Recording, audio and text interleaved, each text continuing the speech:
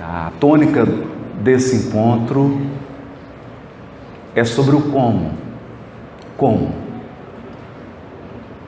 Que a lei divina está inscrita na nossa consciência, nós o sabemos. Que a lei divina está impressa na natureza, nós sabemos. Todos os processos naturais seguem um padrão que diz respeito ao caráter do próprio Deus. Deus imprime o seu caráter, os seus valores na criação infinita. De modo que nem mesmo o mais elementar processo físico que ocorre na intimidade do átomo se distancia dos valores morais do Criador. A obra divina é assinada e a assinatura é de Deus. Portanto, observar a natureza, observar os seus processos, é também ler a lei divina. E como na criação infinita, o Espírito imortal é a obra-prima de Deus, em nós opera a lei divina. Toda vez que por ignorância, por desprezo, por incipiência, por insegurança, ou mesmo por vício, nós nos esquecemos de olhar para dentro de nós. Nos esquecemos de olhar para as nossas estruturas psíquicas. Nós nos distanciamos da lei divina. Isso pode ocorrer nos fenômenos mais simples, desde a alimentação até a simples observância do sono. Qualquer desrespeito às estruturas do espírito produz consequências que alguns leem como castigo de Deus, mas que nós, com a bênção do Espiritismo, já compreendemos, que são advertências de que nos distanciamos do caminho correto. Assim, nós resolvemos pedir ajuda para o Espírito Emmanuel na página do extraordinário livro Palavras de Vida Eterna, especialmente no capítulo 33. É que, se nós buscamos um meio prático de amar e cumprir a lei divina, é preciso não se esquecer do grande e constrangedor paradoxo do bem. Como assim? O bem possui um constrangedor desafio. Um extraordinário desafio. Inicialmente, quando tomamos contato com essa característica do bem, alguns se revoltam, outros desanimam, muitos ficam perplexos, mas depois de um tempo a gente compreende. Depois de um tempo a gente conhece, compreende, ama e cumpre. Porque vai entender que não tem outra possibilidade de o bem se comportar a não ser assim. Portanto, eu vou fazer todo um suspense sobre esse paradoxo. Vou deixar todo mundo curioso, principalmente a Sandra, aquela curiosidade para saber qual é esse paradoxo. E queria começar com uma história. Era uma manhã muito linda, como a de hoje, e um grande grupo se reunia numa sala para receber um treinamento de um profissional. Ele então entra na sala, calado, e distribui balões vazios e coloridos para cada participante. Junto com os balões, um palito de dente, daquele bem afiado. Pede para todos os participantes encherem os seus balões. Todo mundo enche, meio sem compreender. Ele fala: enche bem, bastante. Alguns exageram, estouram o balão, precisam substituí-lo. Quando todos estão cheinhos, ele pede para fechar. Pede para cada um segurar o seu balão em pé, com a mão esquerda, e com a mão direita, o palito que fura balão.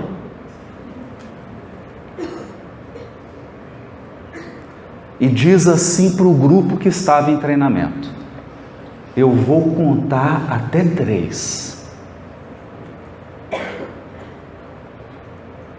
E tenho uma orientação: proteja o seu balão.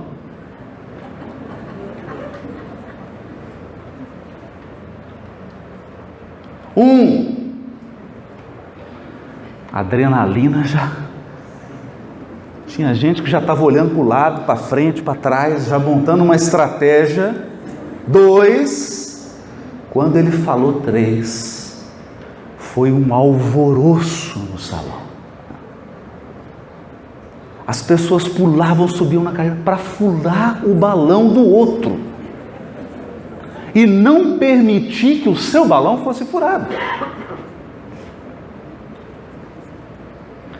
E o orientador, calmo, observando. Conclusão: passado muito tempo, 15 segundos, não havia um balão cheio no salão.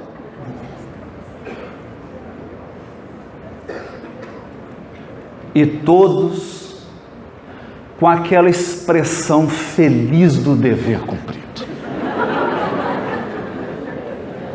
Dava para perceber a felicidade que se irradiava em todos. Cumprimos o dever. O orientador pegou o microfone e disse assim: eu acho que vocês não compreenderam o que eu pedi. E o rosto foi de perplexidade. Ele disse assim: eu não pedi para ninguém furar o balão do outro.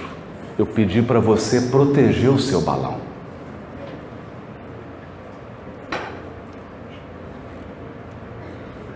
Pois bem, esse é o grande desafio do espírito que encarna na Terra com um pouco de consciência e com vontade de amar.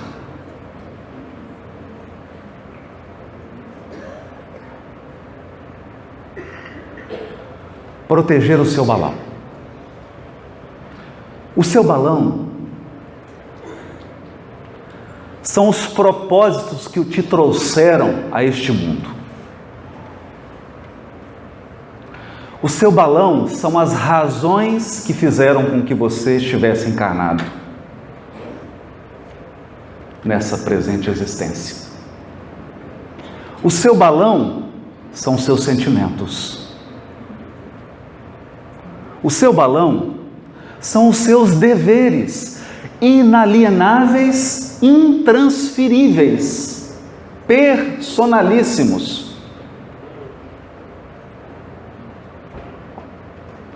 Não importa se o dever do outro é governar um país, o que importa é o seu.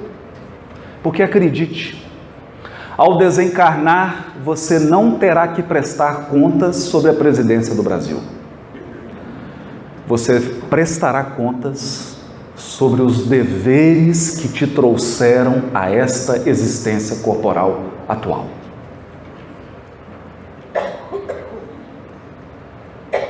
O seu balão são as afeições que você construiu,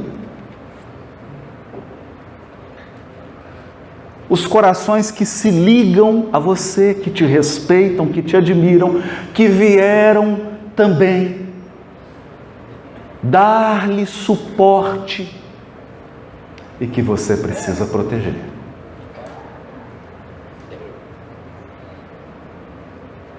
Acontece que,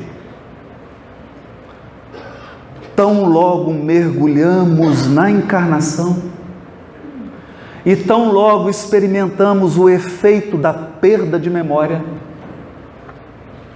que nós poderíamos chamar de o Alzheimer da reencarnação,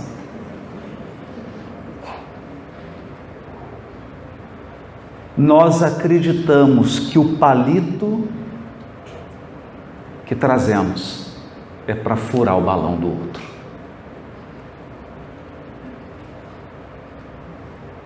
E não para proteger o seu.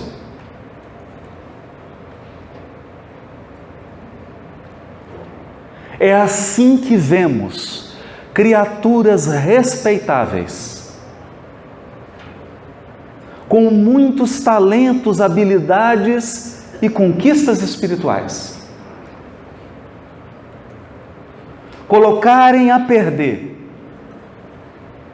a sua rede de afeições, o seu conjunto de deveres, a sua missão espiritual, porque cada um nasce com uma. Colocam tudo a perder, porque é pretexto de se defenderem. Acreditam que o trabalho do bem é uma cruzada de violência.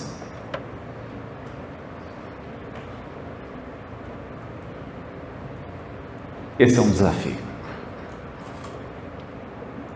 Mas nós viemos hoje, nessa manhã, refletir no como.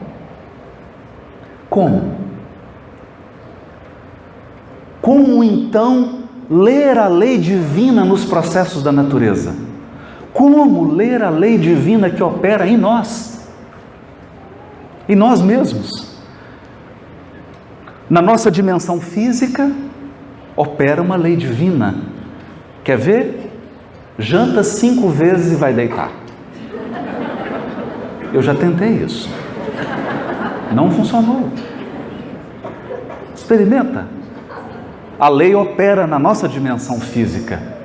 Trabalha e não descansa para você ver. Deixa de dormir.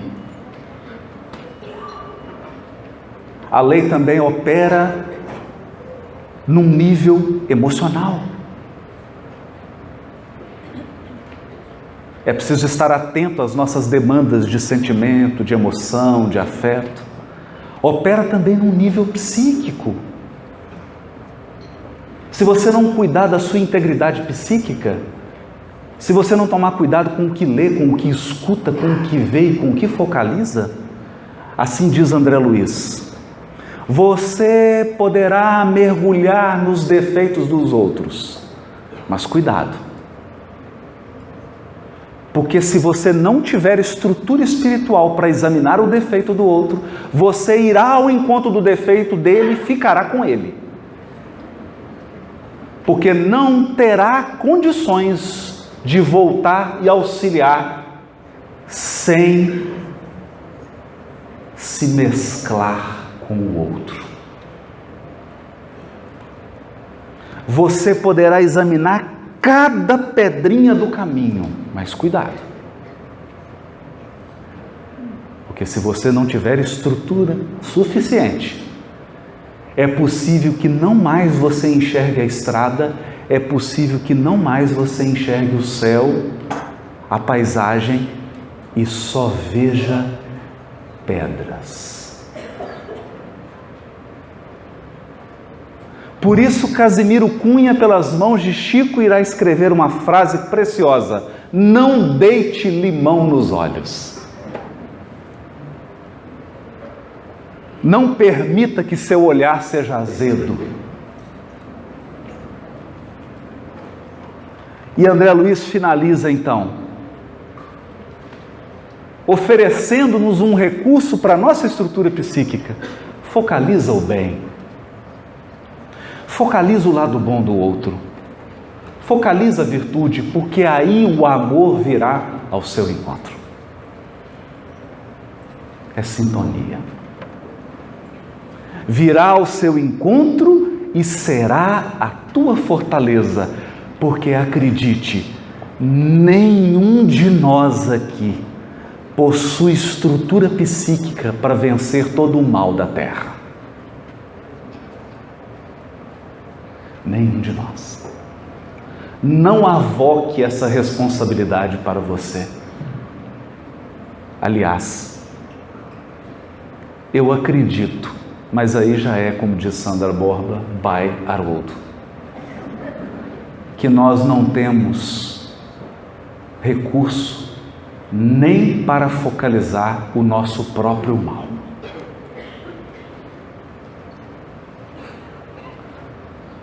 Nem o nosso próprio mal. E digo isso com base no testemunho de amigos como o Alberto Almeida, que trabalham no consultório, utilizando em alguns casos a técnica da regressão, e certa vez ele me disse: quando a pessoa não dá conta, ela não lembra. Por quê? Porque não dá conta. Se nós não temos os recursos para enfrentar nem mesmo o mal que se esconde em nós, por que estabelecemos uma cruzada contra o mal no mundo? Então, respeitar esses limites psíquicos, mas a lei também opera na nossa dimensão espiritual. Nenhum de nós consegue permanecer desconectado da pátria espiritual. Desconectar-se da nossa dimensão espiritual, em breve, nos leva para os vícios de toda a natureza. Porque nós temos sede de transcendência. E ninguém consegue levar uma encarnação até o fim sem trazer transcendência para a sua vida. Essa transcendência pode ser incorporada de várias maneiras. Desde a beata que faz o terço, até o médium que incorpora na reunião mediúnica. Mas nós precisamos de transcendência. Assim, não nos faltam placas indicativas. Todos os conselhos de Deus já estão expostos na sua obra. A natureza está cheia de placas indicando o caminho. O nosso próprio corpo, a nossa própria estrutura, como dissemos, está cheio de placas indicando o que fazer. Acontece que placa indicando o rumo não faz o viajor. O viajor se faz com a viagem, não com a placa. Você não se torna mais sábio porque lê o mapa. Você só se torna mais sábio quando fez o percurso. Quando caminhou. Quando fez o percurso. Então, como? Nem dormi essa noite. Emmanuel, capítulo 33 do livro Palavras de Vida Eterna. Comentando o Evangelho de Mateus, capítulo 19, versículo 26. Quando Jesus diz aos presentes: a Deus tudo é possível.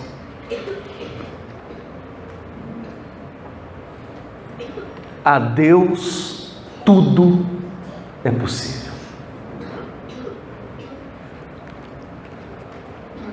Então, eu tenho algumas perguntinhas. Se a Deus tudo é possível, por que Ele não fez ainda? Se tudo é possível para Deus, por que eu estou assim? Se a Deus tudo é possível, por que Ele não vem e resolve?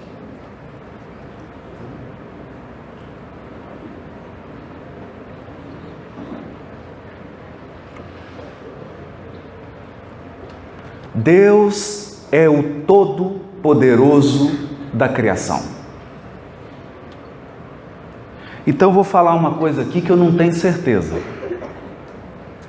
mas eu desconfio que o problema não é poder.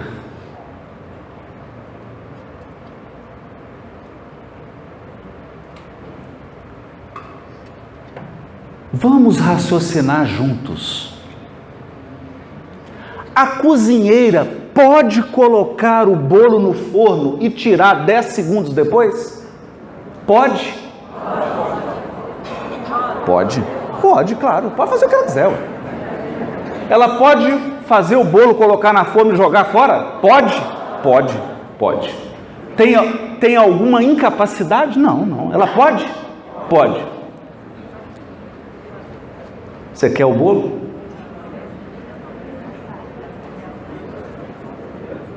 Bom, se você quer o bolo, deve colocar o bolo no forno e tirar 10 segundos depois? Não. Então o problema é entre luz e trevas, o problema é entre bem e mal, não é de poder. Porque se fosse de poder, Deus resolveria em 1 segundo. Você acha que o problema político do Brasil é um problema de poder de Deus? Se fosse, Ele resolvia em milésimos de segundo.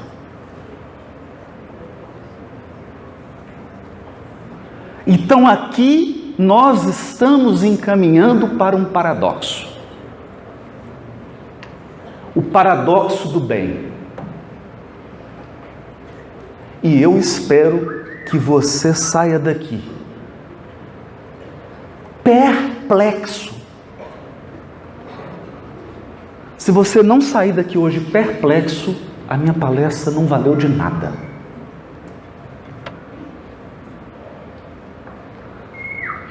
Porque, como diz homenageando a Sandrinha, o rabino Steinsaltz, a coisa pior que pode acontecer com alguém que crê em Deus é não mais se surpreender com Ele.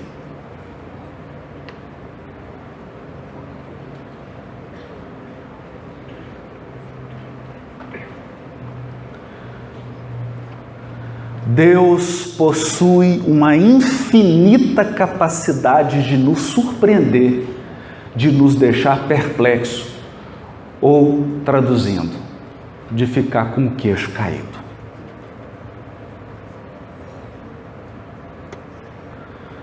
Porque se você entender tudo que Deus está fazendo, eu acho que você é Deus.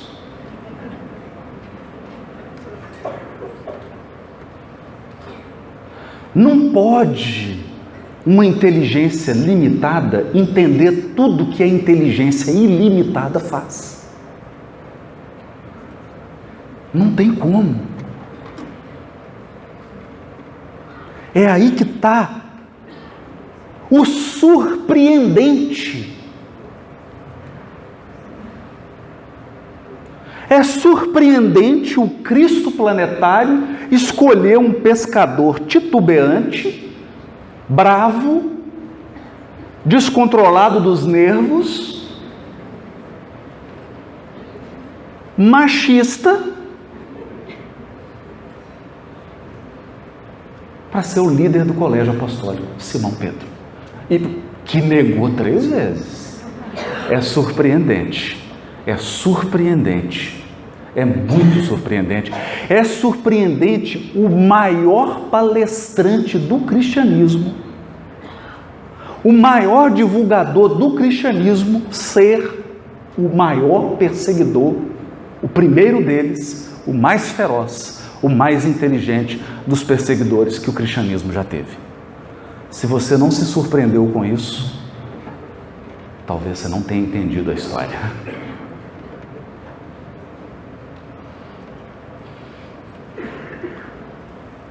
A ação divina passa por caminhos que nos deixam absolutamente perplexos. É surpreendente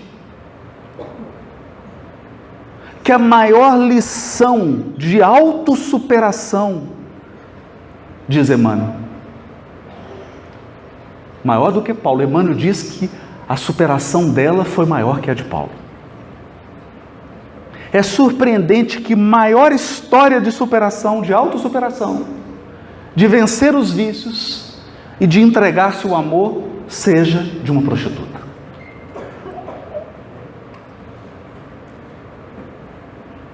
Ou, se você acha que a palavra está muito forte, de uma cortesã. De uma cortesã. É com uma cortesã que Jesus conversa sobre as mais altas expressões de amor. Está lá no Boa Nova.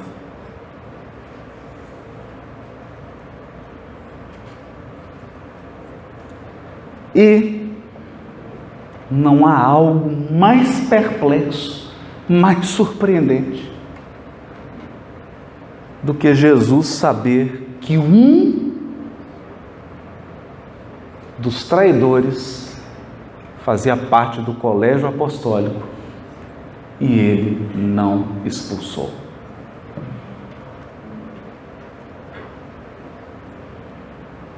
Bom, agora nós temos condições de repetir com Paulo: o amor do Cristo nos constrange. A Deus tudo é possível, cita Emmanuel. E paradoxalmente, o título do capítulo se chama Acalma-te.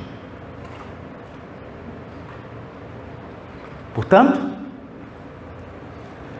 eu vim hoje falar apenas uma coisa. Você quer cumprir a lei divina que está na sua consciência e na natureza? Você quer conhecer, compreender, amar e cumprir? Acalma-te. Não, não é brincadeira. É sério.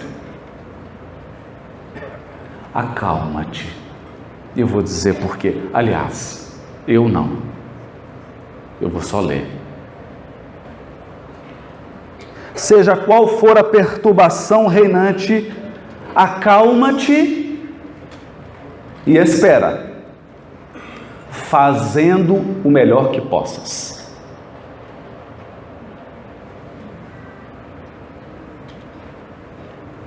Porque o Evangelho nos ensina a espera proativa.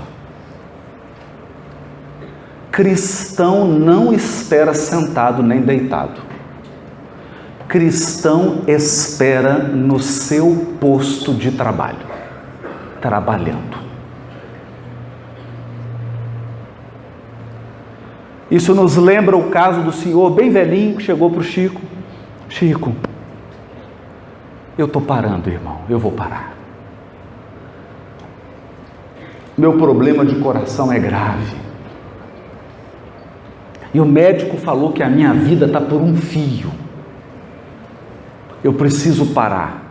E o Chico falou assim: meu irmão, o doutor Bezerra está aqui do lado e ele está te dizendo que quanto mais a gente trabalha, mais o fio engrossa.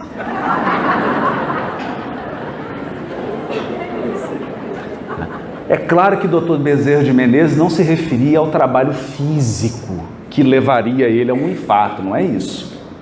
Mas se referia à permanência dele no trabalho espiritual, que o manteria conectado. Então, acalma-te e espera.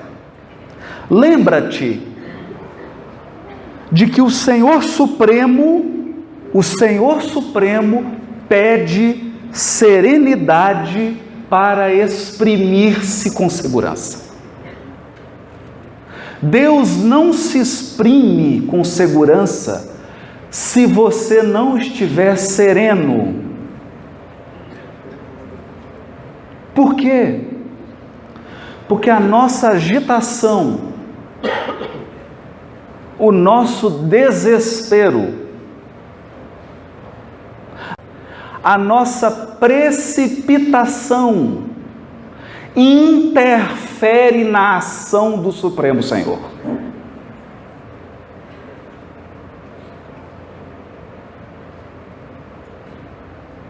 Deus já está agindo e possivelmente você está atrapalhando.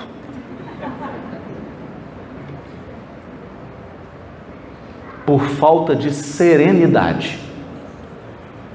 Não perturbe com a sua precipitação.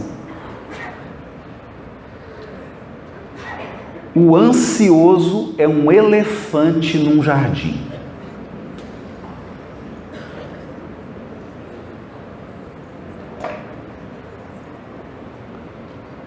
Serenidade. Porque Deus só se exprime com segurança absoluta. Por quê? Porque Ele não erra. Deus é preciso, é de uma precisão absoluta. Isso significa? Significa que tem que esperar o forno fazer o trabalho com o bolo.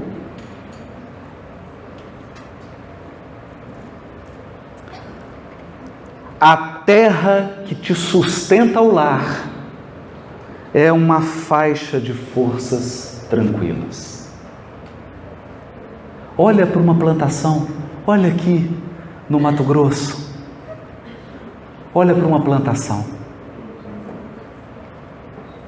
Toda plantação é uma faixa de forças tranquilas. Mas não se iluda, está tudo em movimento. Tanto está em movimento que ontem, qual era a palavra que estava na sua camiseta? E hoje? Floresça. Toda plantação opera serena e tranquila. E o agricultor planta hoje, e daí um tempo, colhe um fruto maduro, no ponto.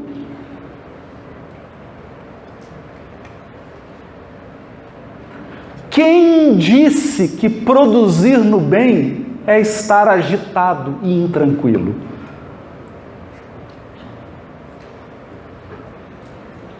Movimentação não é trabalho, diz Emmanuel no Pensamento e Vida. As regiões inferiores do mundo espiritual estão cheias de pessoas agitadas. Mas aquilo não é trabalho, é perturbação mesmo.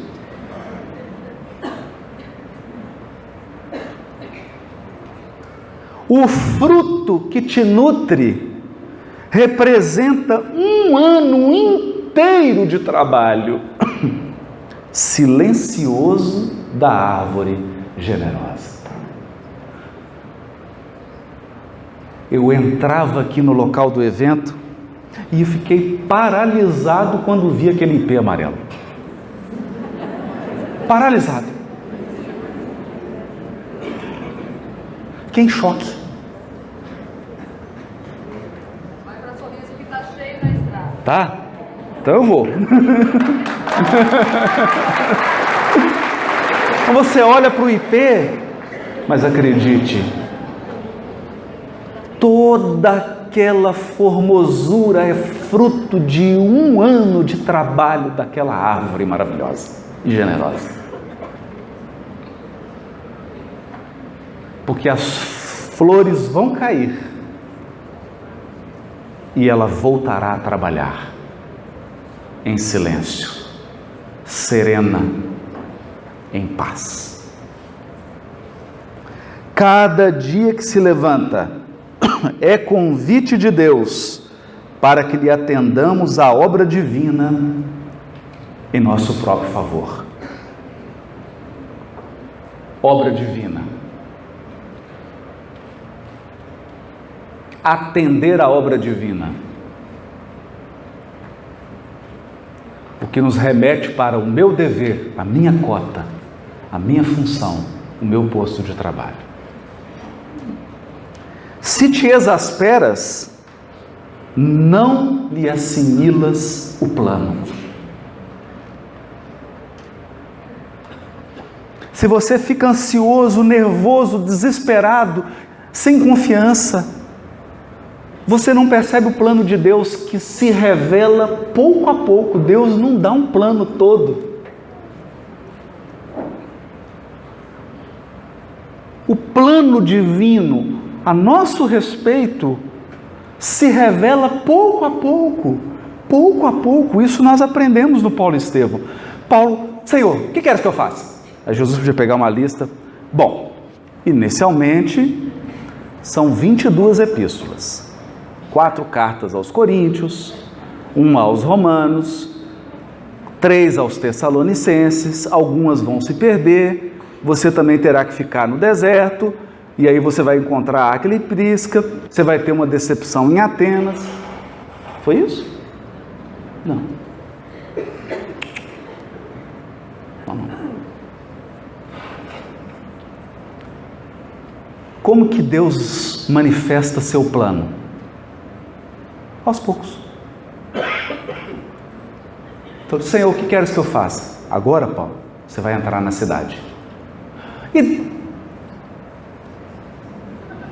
entra na cidade. Entra na cidade. Não. Com exasperação, nós não assimilamos o plano de Deus. Assimilamos, porque Ele está jorrando sobre nós. Se te afeiçoas à gritaria, não lhe percebes a voz. E aqui nós estamos começando a caminhar para o paradoxo. Deus é o Todo-Poderoso. Deus é o supremo poder da criação. Mas Ele não grita. Deus não grita.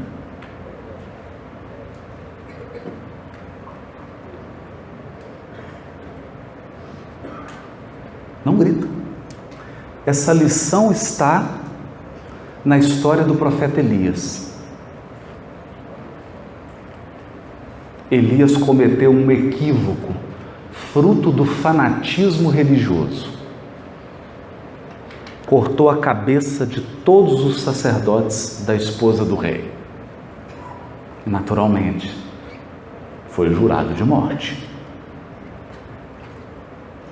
Porque aquele que com ferro fere, com ferro será ferido. Ainda que os seus propósitos sejam religiosos.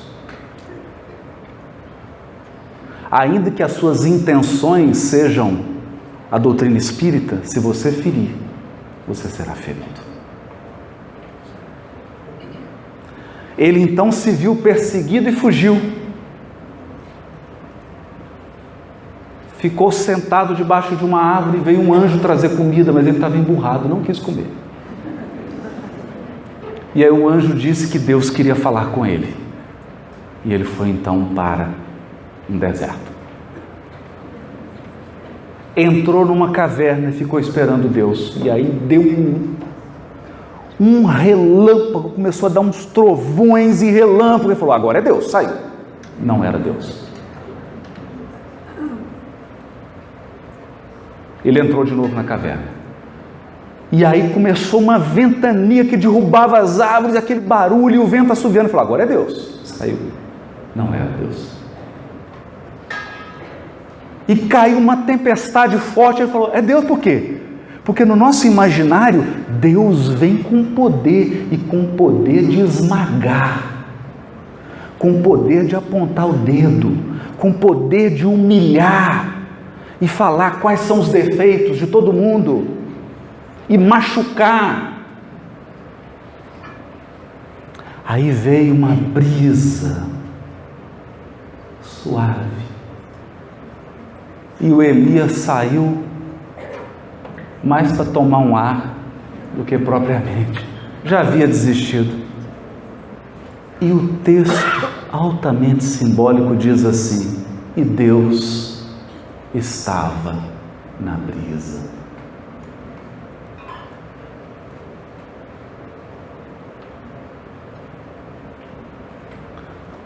Porque a delicadeza, a caridade e a sutileza representam os maiores poderes do universo.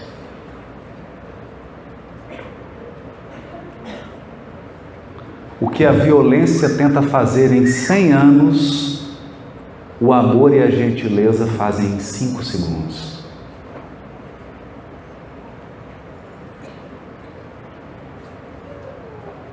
Deus não grita.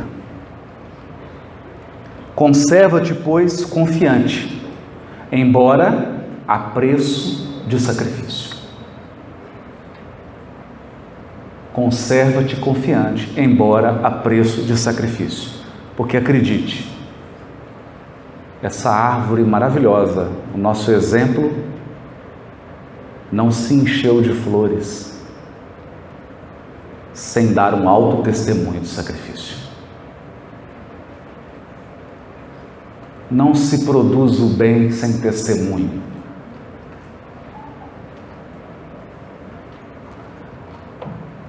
De certo, encontrarás ainda hoje corações envenenados que destilam irritação e desgosto, medo e fel. Porque esse é o problema de cumprir a lei divina. Você começa a cumprir e encontra corações envenenados que destilam irritação, desgosto, medo e fel.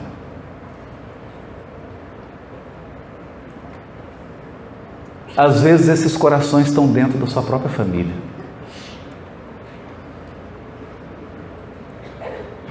Às vezes estão no seu ambiente de trabalho. Às vezes estão ao seu lado, na mesma instituição espírita. Ainda assim, ainda mesmo que te firam e apedrejem, aquieta-te e abençoa-os com a tua paz. Aquieta-te e abençoa-os com a tua paz, porque a paz é uma bênção.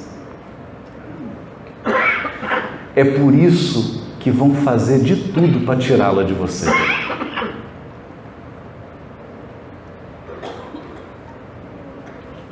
O meio mais prático de você paralisar uma pessoa é tirar-lhe a paz. Sem paz, ninguém faz o bem. Sem paz, ninguém ama. Porque o amor pede paz.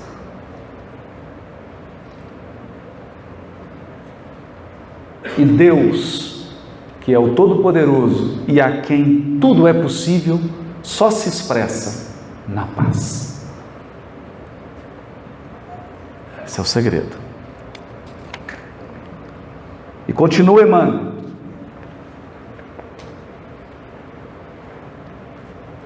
Mas, onde que vai dar isso?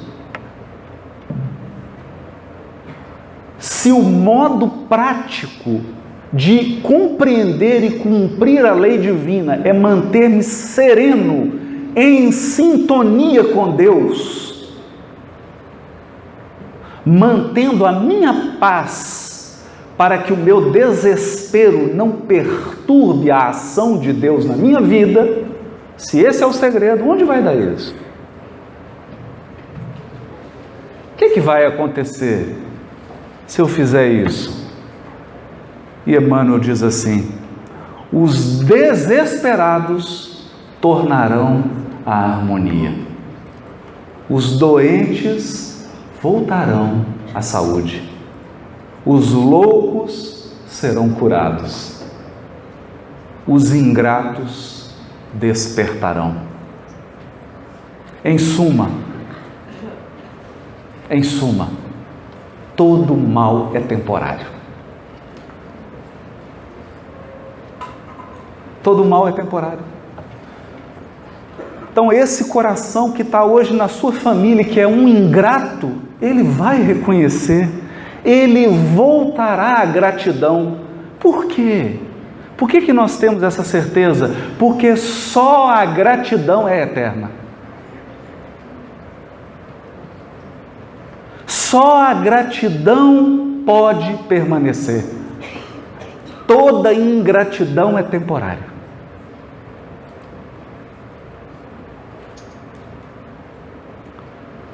Saulo de Tarso se transformou em Paulo. E vocês acham que ele voltou a ser Saulo? Não, ele continua Paulo até hoje, já se passaram 2000 anos. Sabe por quê? Porque só Saulo é temporário. Todo Paulo é eterno. Toda vez que você foca no seu melhor, vai durar. Toda vez que você faz o melhor, vai durar. Toda vez que você retribui o mal com o bem, vai durar. Porque tudo que você fizer no mal, terá que refazer. Refazer se chama reencarnação.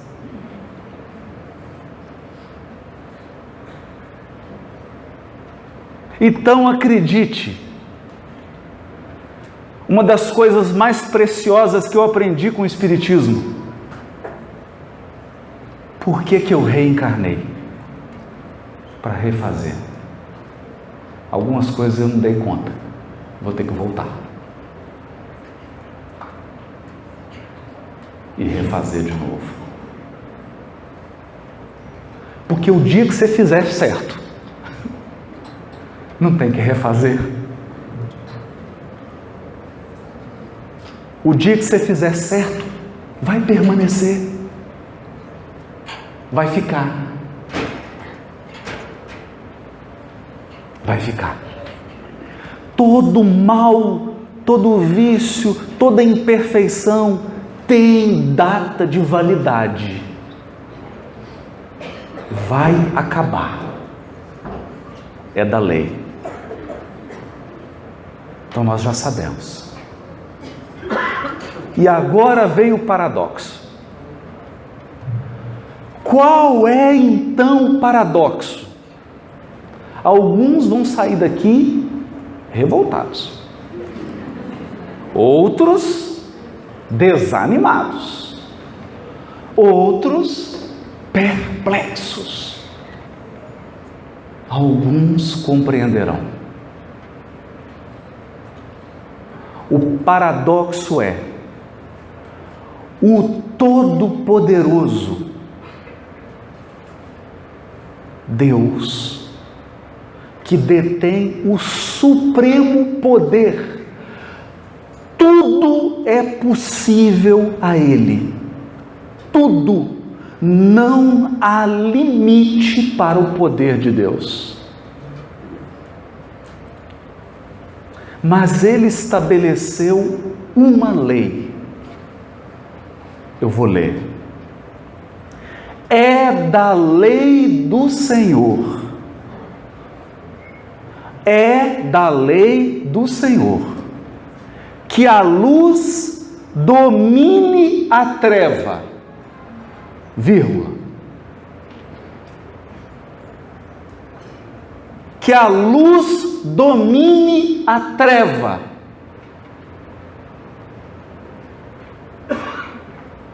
Vírgula. Todo mundo vai ficar perplexo depois da vírgula.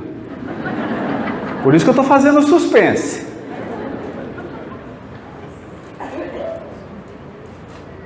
A luz domina a treva, sempre. Quer ver?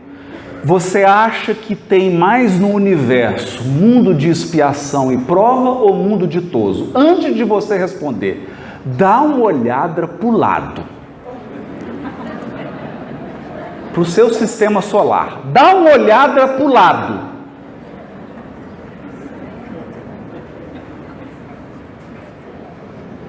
Mercúrio, Vênus, Marte,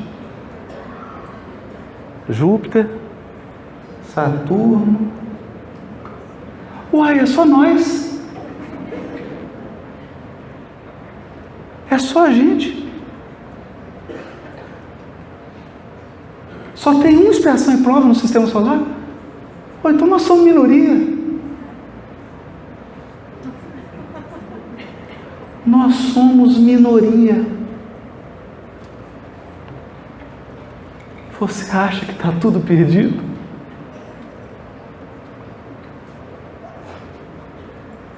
Gente, a parábola é das 99 ovelhas perdidas ou de uma ovelha perdida?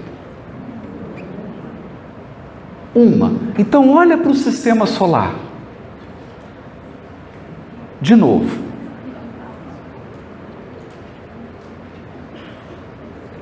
Só tem uma ovelha perdida.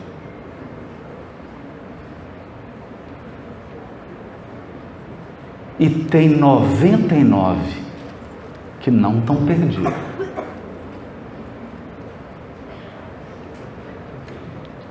Pergunta difícil para se fazer de manhã. Você acha que nós somos de qual grupo?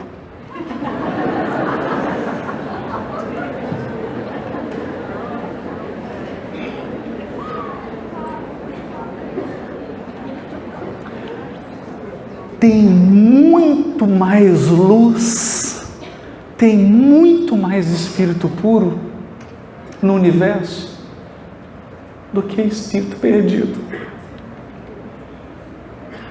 Porque é da lei que a luz domine a treva. É da lei.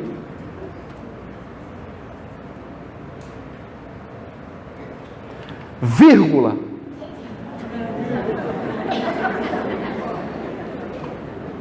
Sem ruído e sem violência.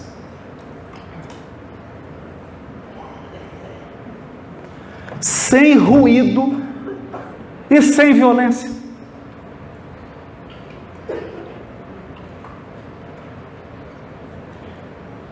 Poder de Deus não tem nada a ver com violência. Poder de Deus não tem nada a ver com barulho. Se você está na violência e no barulho, você não está com Deus.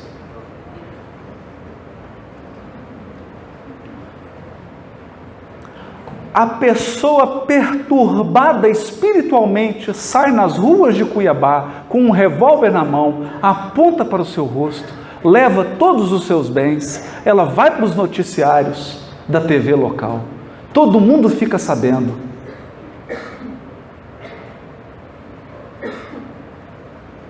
Alguém acorda de manhã com um saquinho, um sacão nas costas, num grupo de 15, arrecada 100 quilos de alimento, doa para 50 famílias, sem ruído e sem violência.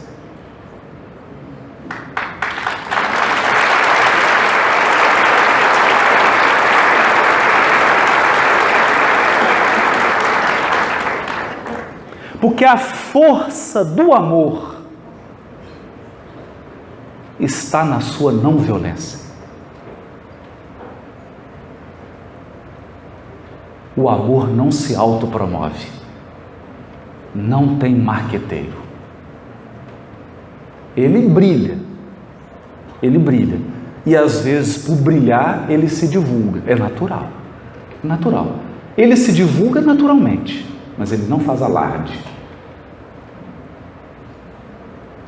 É por esta razão que nenhum de nós, filhos de Deus, vamos encontrar o nosso Pai se exibindo. Deus não se exibe. Passa a tempestade aqui no Mato Grosso, derruba todas as casinhas de João de Barro, derruba os ninhos, morrem filhotinhos, devastam-se florestas pela força da natureza. E em silêncio, a natureza se recompõe. Minutos depois de cessada a tempestade, você vai ver o João de Barro de novo construindo seu ninho. O campo volta a florir. Passados alguns meses, você encontra esse ipê amarelo na porta desse evento, que constitui para nós duas lições. A primeira lição, do poder de Deus. A segunda, do silêncio de Deus. Porque Ele está ali, silencioso e portentoso, exaltando o bem. E tem gente que passou e nem viu. E assim conclui Emmanuel. Recorda que toda dor, como toda nuvem, forma-se em sombra e passa. Forma-se em sombra e passa. Se outros gritam e oprimem, espancam e amaldiçoam, acalma-te e espera. Não ouvides a palavra do Mestre, quando nos afirmou que a Deus tudo é possível. E garantindo o teu próprio descanso, refugia-te em Deus. Em Deus. Ele é nosso refúgio. Na ação divina, no silêncio divino, na serenidade divina, nós vamos vencer todos os percalços. Esse é o meu desejo para todos vocês e para mim. Muito obrigado.